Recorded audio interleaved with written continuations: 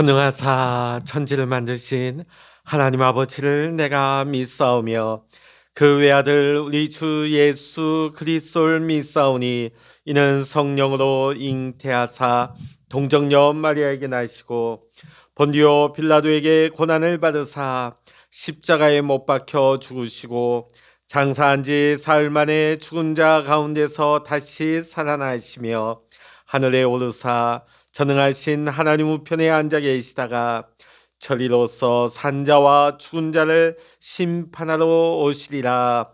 성령을 믿사오며 거룩한 공회와 성도가 서로 교통하는 것과 죄를 사하여 주시는 것과 몸이 다시 사는 것과 영원히 사는 것을 믿사옵나이다. 아멘. 찬송가 323장입니다. 찬송 323장입니다. 푸른 바다 나서니 몸 어디든지 가오리다. 괴로우나 즐거우나 주만 따라가오리니 어느 누가 막으리까. 죽음인들 막으리까. 어느 누가 막으리까. 죽음인들 막으리까. 골골 잡힌들에도 복음 들고 가오리다. 소돔 같은 거리에도 사랑 안고 찾아가서 종의 몸에 지닌 것도 아낌없이 드리리라. 종의 몸에 지닌 것도 아낌없이 드리리다. 존귀 영광 모든 권세 주님 홀로 받으소서. 멸시천대 십자가는 제가 지고 가오리다. 이름 없이 빛도 없이 감사하며 섬기리라. 이름 없이 빛도 없이 감사하며 섬기리라. 아멘. 이 시간 우리에게 주시는 하나님의 말씀 마태복음 19장 13절로부터 30절까지입니다. 신약성서 30이면 마태복음 19장 13절로부터 30절까지 같이 읽겠습니다. 그때 사람들이 예수께 안수하고 기도해 주심을 바라고 어린아이들을 데리고 오매 제자들이 꾸짖거늘 예수께서 이르시되 어린아이들을 용납하고 내게 오는 것을 금하지 말라. 천국이 이런 사람의 것이니라 하시고 그들에게 안수하시고 거기를 떠나시니라. 어떤 사람이 주께 와서 이르되 선생님이여 내가 무슨 선한 일을 하여야 영생을 얻으리이까. 예수께서 이르시되 어찌하여 선한 일을 내게 묻느냐. 선한 이는 오직 한 분이시니라. 내가 생명에 들어가려면 계명을 지키라. 이르되 어느 계명이오니까. 예수께서 이르시되 살인하지 말라, 간음하지 말라, 도둑질하지 말라, 거짓 증언하지 말라, 내 부모를 공경하라, 내 이웃을 내 자신과 같이 사랑하라 하신 것이니라. 그 청년이 이르되 이 모든 것을 내가 지키어 싸운데 아직도 무엇이 부족하니까. 예수께서 이르시되 내가 온전하고자 할진대 가서 내 소유를 팔아 가난한 자들에게 주라. 그리하면 하늘에서 보화가 내게 있으리라. 그리고 와서 나를 따르라 하시니 그 청년이 재물이 많음으로 이 말씀을 듣고 근심하며 가니라. 예수께서 제자들에게 이르시되 내가 진실로 너에게 이르노니 부자는 천국에 들어가기가 어려우니라. 다시 너희에게 말하노니 낙타가 바늘기로 들어가는 것이 부자가 하나님 나라에 들어가는 것보다 쉬우니라 하시니 제자들이 듣고 몹시 놀라 이르되 그렇다면 누가 구원을 얻을 수 있으리까? 예수께서 그들을 보시며 이르시되 사람으로는 할 수 없으나 하나님으로서는 다 하실 수 있느니라.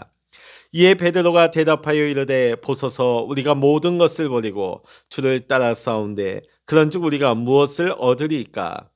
예수께서 이르시되 내가 진실로 너희에게 이르노니 세상에 새롭게 되어 인자가 자기 영광의 보좌에 앉을 때에 나를 따르는 너희도 12보좌에 앉아 이스라엘 12지파를 심판하리라. 또 내 이름을 위하여 집이나 형제나 자매나 부모나 자식이나 전토를 벌인 자마다 여러 배를 받고 또 영생을 상속하리라. 그러나 먼저 된 자로서 나중되고 나중된 자로서 먼저 될 자가 많으니라. 아멘. 할렐루야. 오늘도 이 아침 함께 기도하시는 우리 사랑하는 모든 믿음의 성도 여러분과 여러분의 가정 또 여러분의 생업의 현장 위에 오늘도 하나님의 크신 은혜와 평강의 축복 또 기도 응답의 축복이 이 시간 여러분 모두와 함께 하시기를 주의 이름으로 간절히 축원합니다. 오늘 본문의 말씀을 보면 어떤 사람이 예수님 앞에 나옵니다. 22절에 보면 그 청년은 재물이 많음으로 똑같은 말씀이 누가복음 18장 18절에는 어떤 관원이라고 소개되고 있습니다. 마가복음 9장 25절에는 부자로 소개가 되고 있습니다. 자, 그러면 오늘 마태복음과 누가복음, 마가복음 이 말씀을 다 종합해 보면 예수님께 나온 이 사람은 부자 청년이요 관원으로 보여집니다. 젊음과 실력, 부와 권세를 겸비한 그야말로 세상에 남부러울 것이 없는 성공한 사람이라 할 수 있습니다. 자, 근데 오늘 본문 처음 부분에 보면 예수님께 안수하고 기도해 주심을 바라고 부모님들이 어린아이들을 데리고 예수님 앞에 나옵니다. 그때 예수님의 제자들이 이들을 꾸짖으면서 막는 장면에 나오죠. 그런데 주님은 이 제자들을 오히려 책망하시면서 어린아이가 예수님께 오는 것을 막지 않고 오히려 부모들도 사랑으로 그 아이들도 맞이해 주셨습니다. 그러시면서 주님은 천국이 어린아이와 같은 이들의 것이라고 말씀을 하십니다. 자, 뒤이어서 나오는 본문의 말씀에는 주님이 원하시는 이런 어린아이의 모습과는 전혀 대조적인 사람이 등장하고 있습니다.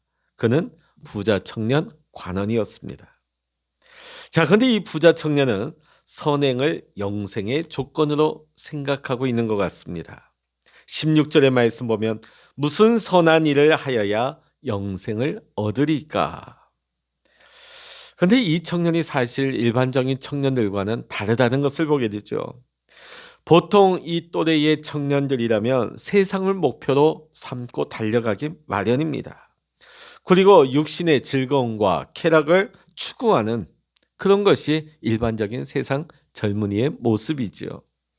자, 그런데 오늘 여기 나오는 이 부자 청년은 그들과는 달리 영생에 대하여 깊은 관심을 가지고 있는 것을 보게 되어집니다.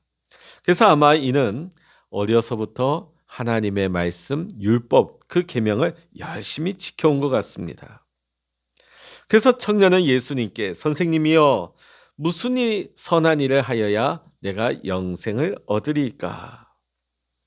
오늘 이 청년의 질문을 보면 구원을 하나님의 은혜로 보지 않고 선을 많이 행해서 구원을 얻는다고 생각한 것 같습니다. 그러다 보니까 계명 그 자체를 잘 지키는 것으로는 만족할지 몰라도 이 계명을 지키면서 정작 기쁨이 없어요. 영생의 확신이 없습니다. 아마 자신도 이래서는 안 되겠다 싶었는지 오늘 예수님 앞에 나온 것입니다. 제대로 찾아온 것은 맞죠? 자, 이에 예수님께서는 어떤 반응을 보이십니까? 선한 이는 오직 한 분이시니라. 오늘 예수님의 말씀의 의도가 무엇입니까? 인간은 절대적으로 타락했고 부패한 존재라고 하는 것입니다. 오직 하나님만 선하시다는 것을 강조하고 있죠. 자, 이 말씀인즉슨 어느 누구도 선할 수 없고 어떤 행위로도 영생을 얻을 수 없음을 예수님은 말씀하고 있는 것입니다. 여러분, 구원이 무엇입니까? 자신의 선하지 못함, 또 자신의 죄악됨을 고백하는 데서부터 구원은 출발하는 것입니다. 여러분, 진정한 생명이 무엇입니까? 하나님의 말씀에 순종하여 말씀대로 사는 것입니다. 그래서 17절 하반절을 보게 되면 내가 생명에 들어가려면 계명을 지키라고 예수님이 말씀하시는 것입니다. 그렇다고 해서 계명을 지키는 것이 구원의 절대 조건인 것은 아닙니다. 왜냐하면 구원은 우리의 노력으로 되는 것이 아니기 때문이죠. 자, 그렇다면 왜 예수님은 계명을 다 지키라고 하셨을까요? 왜냐하면 구원받은 백성으로서 우리가 계명을 지킨다 하는 것은 구원받기 위해서 계명을 지키는 것이 아니라 하나님을 사랑하기 때문에 하나님의 말씀에 믿음으로 순종하는 것입니다. 구원받은 백성이 하나님의 말씀대로 살면서 우리가 죄짓지 아니하려고 하는 것은 그 죄로 말미암아 우리가 사랑하는 하나님의 마음을 근심되게 하고 아프게 할 수 있는 것을 우리가 알기 때문입니다. 오늘 청년은 예수님께 묻습니다. 그렇다면 내가 지켜야 할 계명이 어느 것입니까? 도대체 내가 그 어떤 계명을 또 지켜야 합니까? 자기는 지금까지 하나님의 계명을 지킨다고 애를 썼다는 거예요. 자, 여러분, 이 율법이라는 것이 무엇입니까? 하나님의 백성이 하나님의 백성답게 살도록 하나님께서 주신 삶의 지침이 율법입니다. 율법이에요. 자, 그런데 청년은 자기가 어렸을 때부터 이 율법은 너무나 잘 지켰다는 이런 자부심이 있습니다. 자, 그러고 있는데 예수님이 계명들 다 지키라 하니까 아마 속으로 회심의 미소를 지었을지도 모르겠습니다. 이 모든 것을 내가 지켰사오니 아직도 뭐가 부족합니까? 난 계명, 난 율법 다 지켰습니다. 뭐가 부족합니까? 청년은 지금 자기 의를 은근 과시하는 것 같습니다. 그런 청년에게 예수님은 그에게 부족한 한 가지를 지적하십니다. 21절의 말씀 보면 가서 내 소유를 팔아 가난한 자들에게 주라. 그리고 와서 나를 따르라고 말씀하십니다. 자, 지금 부자 청년이 자신 있게 나는 계명을 다 지켰다고 예수님 앞에 답변을 했지만 예수님은 이 부자 청년의 영적인 상태를 정확하게 진단하셨습니다. 인간적인 눈으로 볼 때, 겉으로 볼 때는 아무 부족함이 없는 것 같은, 아무 문제가 없는 것 같은 이 청년. 계명을 다 지켰다고 자신 있게 말하는 이 청년을 예수님은 기특하게 여기셨어요. 그러면서도 예수님은 그에게 한 가지 부족한 것을 지적하고 있습니다. 오늘 이 부자 청년은 나는 하나님의 말씀에 다 순종했습니다. 그 말씀을 다 지켰습니다. 그렇게 생각했을지 모르겠지만 오늘 주님 보시기에는 이 부자 청년의 순종은 불완전한 것이었습니다. 오늘 예수님은 이 청년에게 단지 나를 따르라고 말씀하지 않으셨습니다. 가라, 내 소유를 당장에 다 팔아서 가난한 자들에게 다 나누어 줘라. 그리고 너는 나를 따르라고 말씀하십니다. 여러분, 신앙의 본질이 무엇입니까? 신앙의 본질은 하나님을 경외하는 것입니다. 자, 그러면 우리 신앙인의 본질은 무엇일까요? 하나님의 성품을 이 세상에 드러내는 것이 우리 신앙인의 본질인 것이죠. 이웃을 향한 우리의 삶의 태도가 우리의 신앙을 드러내는 척도가 되는 것입니다. 우리가 이웃을 사랑할 때 하나님을 향한 사랑도 실천될 수 있는 것입니다. 자, 오늘 보면 예수님을 따르며 영생을 얻을 것이냐, 아니면 자기 재물에 집착할 것이냐, 예수님을 따르면 내가 영생을 얻을 것이냐, 아니면 내가 재물에 집착할 것이냐. 오늘 재물이 많은 이 부자 청년은 그 기로에 서서 고민하고 있습니다. 그러다가 그만 슬픈 기색을 띠고 근심하며 예수님을 떠나갑니다. 왜 그랬을까요? 이 청년에게 이해한 영생의 가치는, 이 영생의 중요한 가치는 그가 소유하고 있는 재물보다 못한 것이었기 때문입니다. 사실 그는 하나님보다 재물을 더 아꼈습니다. 그 재물을 더 애지중지했습니다. 하나님보다 재물을 더 의지했습니다. 이 부자 청년에게는 이 재물이 하나님보다 더 우선순위에 있었다는 것이죠. 하나님보다 더 우선순위에 있었다는 것은 이 재물이 이 청년에겐 우상이었다는 것입니다. 그러다 보니까 예수님의 초청, 예수님의 부르심에 응하지를 못한 것이지요. 물론 이 예수님의 이 명령이 예수님을 믿는 모든 부자들에게 주신 일반적으로 적용되는 말씀이 아니에요. 그러다 보니까 우리 성도들 가운데서도 그러면 나도 집 다 팔고 내 모든 자산 정리하고 내가 목회자가 되어야 되나? 아니면 내가 전적으로 어떤 사역을 해야 되나? 이런 말씀이 아니에요. 자, 오늘 이 청년에게 있어서 예수님이 가장 핵심을 찌른 것이 무엇입니까? 하나님 앞에 나오는데 가장 걸림돌이 되는 것이 이 청년 안에 우선순위의 문제, 이 탐심에 대한 문제, 재물의 문제를 예수님은 언급하신 것입니다. 이 걸림돌을 제거하고 나를 따르라 하는 말씀이죠. 그러기에 오늘 예수님은 오늘 우리 각자의 상황에 따라서 또 여러 가지 다른 내용으로 우리 각자에게 도전의 말씀을 주실 수 있는 것입니다. 오늘 우리 예수님을 따르는 우리 믿음의 성도님들의 궁극적인 목표가 무엇입니까? 예수님을 따르는 것이죠. 말씀을 따라 사는 것이죠. 자, 그런데 우리가 주님을 따르고 말씀에 순종하며 살아가는 데 있어서 그것을 방해하며 그것을 지체하는 것이 있다면 그것이 바로 우리에게 그 부족한 한 가지가 되는 것입니다. 우리의 인생이 눈에 보이는 것만 쫓다가 눈에 보이지 않는 것, 보다 가치 있고 영원한 것을 놓치는 어리석음을 범해서는 안 되겠습니다.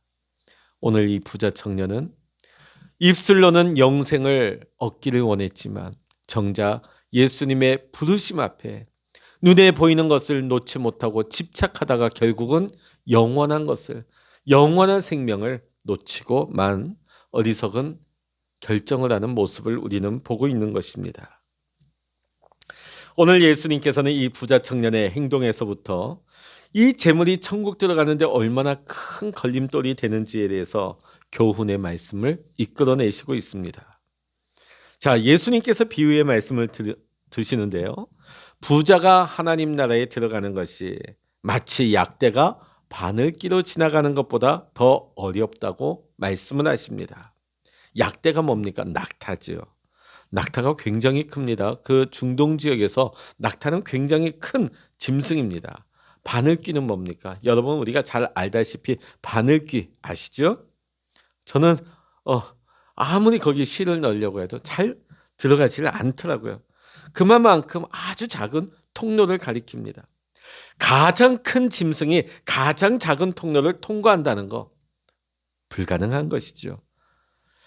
자, 이거는 굉장히 과장법적인 표현입니다. 오늘 예수님의 제자들은요, 예수님의 이 비유의 말씀을 듣고 아주 깜짝 놀랍니다. 왜냐하면 이 부자 청년은 당연히 구원받을 것으로 이 제자들은 생각했기 때문입니다. 왜냐하면 구약에서 이 부요함, 이 부는 하나님의 은총으로 간주되었기 때문입니다. 왜냐하면 시편 128편 1절로부터 2절의 말씀 보면 여호와를 경외하며 그의 길을 걷는 자마다 복이 있도다. 내가 내 손이 수고한 대로 먹을 것이라. 내가 복되고 형통하리로다. 또 욥기 1장 10절의 말씀 보면요.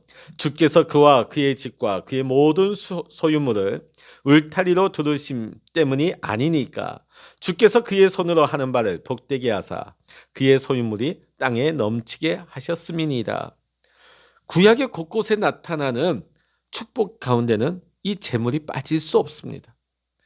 아브라함에게도 이삭에게도 하나님께서 영적인 복만 주신 것이 아니라 이 땅 위에서도 하나님께서 놀라운 축복의 열매를 주셨기 때문입니다. 그래서 구약에서 부는 하나님의 축복, 하나님의 은총으로 간주되었습니다. 그러니까 이스라엘에서 부자라고 하는 것은 하나님의 복을 받은 사람, 또 선한 일을 많이 하게 되면 구원을 얻을 수 있다는 것이 당시 이스라엘의 일반적인 생각이었습니다. 이런 구약의 복의 개념에 익숙한 제자들에게 있어 예수님이 지금 주신 이 교훈의 말씀, 비유의 말씀은 그렇다면 부자는 전혀 천국 갈 수 없겠네? 이러한 오해를 불러일으키게 된 것입니다. 자, 그런데 예수님의 말씀은 그런 뜻이 아니에요. 부자는 천국 못 간다. 사실 우리 믿음의 성도님들 가운데서도 이 말씀을 이렇게 왜곡해서 받아들이는 경우가 많아요. 가난이 선이다. 가난한 자가 천국 간다. 아니에요. 부자는 천국 못 간다. 하나님은 부자 싫어한다. 우리가 부자 되는 것은 축복이 아니다. 아니에요. 오늘 예수님께서는 이러한 제자들의 오해를 불식시키기 위해서 뭐라고 말씀하십니까? 사람으로는 할 수 없으나 하나님으로서는 다 하실 수 있느니라. 가난한 자는 가고 부자는 못 가고 그런 차원이 아니에요. 오늘 하나님은 얼마든지 구원받게 하실 수 있다. 사람으로는 부자가 천국 가는 것이 마치 약대가 바늘길을 통과하는 것보다 더 어려워 보이지만 하나님은 그 부자마저도 능히 구원받게 하실 수 있다는 것이죠. 실제 우리가 복음서 말씀을 보면 예수님을 따르는 사람들 중에 아리마대 요셉이 있습니다. 그는 굉장히 부자였습니다. 또 예수님 앞에 회심하고 회개하고 그의 소유를 나누었던 삭개오. 여러분, 사람의 행위나 노력으로는 우리가 구원받을 수 없지만 하나님은 능히 하실 수가 있는 것입니다. 왜냐하면 구원의 주체는 우리가 아니라 하나님이시기 때문입니다. 구원이 무엇입니까? 하나님이 우리에게 베풀어 주시는 은혜의 선물이기 때문에 그렇습니다.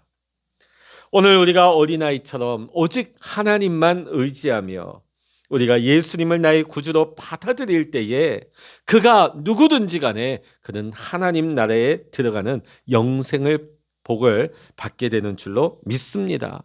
가난한 자라도 또 부유한 자라 할지라도 하나님을 의지하며 예수님을 나의 구주로 영접하고 예수님을 내 삶의 주로 모시고 살아가는 사람에게 하나님의 나라는 활짝 열리는 축복이 임하게 되는 줄로 믿습니다.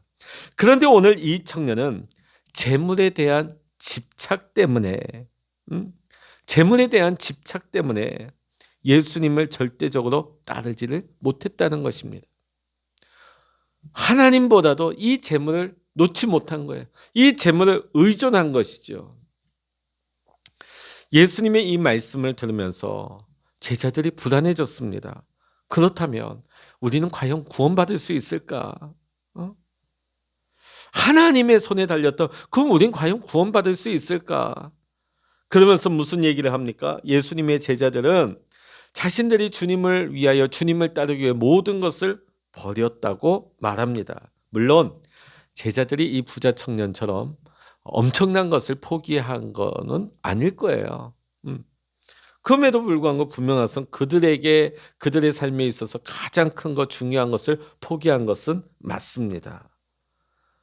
자, 제자들은 자기들이 모든 것을 다 버렸고 포기하면서 주님을 따랐다고 강조하고 있죠. 그러면서 뭘 기대하고 있습니까? 적어도 우리가 다른 사람들보다 우리가 주님으로부터 우리는 더 많은 것을, 더 많은 축복을 받지 않겠는가 하는 그런 기대감을 가지고 있었던 것입니다. 그런데 오늘 우리는 어떤 생각을 가져야 할까요? 내가 다른 사람들보다 내가 주님을 더 사랑했으니까, 내가 주님을 더 생각했으니까, 내가 주님 앞에 더 많이 헌신했으니까 하는 이러한 생각의 우월감까지도 우리는 내려놓을 수 있어야 합니다. 내가 저 사람보다 더 오래 믿었으니까, 더 먼저 믿었으니까, 내가 저 사람보다 더 많이 헌신하고 일을 했으니까, 물론 귀하죠. 물론 잘한 거지요. 그러나 내가 그만큼 했으니까 하나님께서 이 정도는 해 주셔야지. 그것은 어디까지나 내 생각입니다. 꼭 그것이 주님의 판단 기준이 될 수는 없는 것이죠. 왜냐하면 하나님께서는 우리의 외모를 보지 않으시고 우리의 중심과 동기를 보시는 하나님이시기 때문입니다. 우리는 그러기에 하나님 앞에서 헌신할 때에 순수한 동기를 가지고 헌신해야 될 줄로 믿습니다. 복 받기 위해서, 더 많은 것을 받기 위해서 한다면 그것은 투자지요. 헌신이라고 할 수 없을 것입니다. 오늘 우리는 겸손하게 주님을 따르면서 하나님을 사랑하기에 하나님 앞에 내 삶을 드리며 내 가장 귀한 것을 아낌없이 쏟아 부을 수 있는 믿음의 헌신의 사람이 될 수 있기를 원합니다.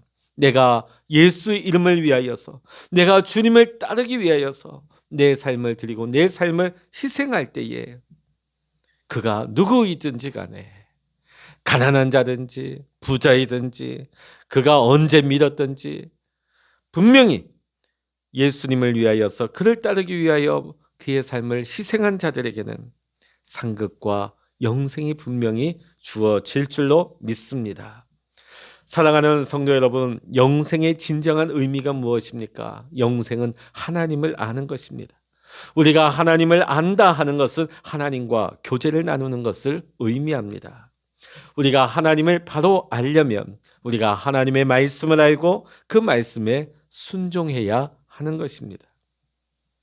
그런데 만일 우리가 믿는다 하면서 입으로 고백은 하지만 정작 그 말씀대로 살지 않는다면 그 믿음은 거짓된 것이요, 그 믿음은 죽은 믿음이라 할 수밖에 없는 것입니다. 오늘 부자 청년은 영생을 얻기 위하여 모든 것을 다 할 것처럼 보였습니다. 모든 것을 다 할 것처럼 보였어요. 그러나 정작 예수님이 재물을 버리고 예수님을 따르라고 했을 때 그 말씀을 듣고 나서 망설이다가 결국은 예수님을 떠나가게 되지요. 여러분, 재물로부터 자유하지 못하면 우리는 결국은 재물의 종노릇을 하게 되는 것입니다. 여러분, 이 재물이 죄악된 것은 아니에요. 분명히 아셔야 됩니다. 하나님께서 이 재물로 하나님께서 축복하신 거예요. 여러분의 삶을. 그리고 이 재물을 나만 누리고 나만 쓰고 나만 배부르고 나만 행복하라고 주신 것이 아니에요. 하나님께서 우리에게 재물을 주셨을 때는 그 재물을 통하여서 하나님의 영광을 위해서 살라고, 하나님의 선한 목적을 이루며 살라고 우리에게 축복의 도구로 그 재물을 허락하신 줄로 믿습니다. 그런데 그 재물을 우리가 다스리지 못한다면, 그 재물을 선용하지 못한다면 결국은 우리가 그 재물의 매인자, 그 재물의 노예가 되는 것이지요. 그러면 결국은 주님을 따르지 못하는 것입니다. 주님의 제자가 될 수 없는 것입니다. 사랑하는 성도 여러분, 참된 신앙은 예수님을 내 삶의 가장 우선순위로 삼는 것입니다. 오늘 이 자리에 계신 우리 성도님들은 여러분의 삶의 우선순위가 어디에 있습니까? 주님이십니까?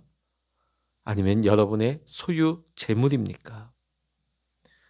오늘 이 시간부터 여러분의 중심에, 여러분의 삶의 우선 자리에 주님이 계시기를 주의 이름으로 간절히 축원합니다.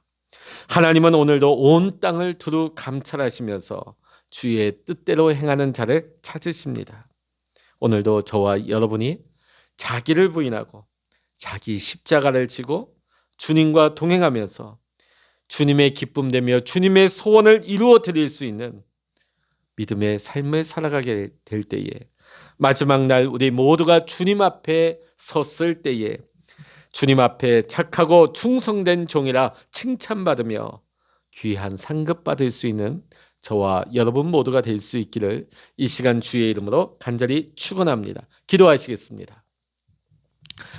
할렐루야. 하나님 아버지, 오늘 부자 청년이 겉으로는 주님을 잘 믿고 하나님의 말씀을 따르는 것 같았지만 예수님께서는 그 삶의 핵심을 보셨습니다.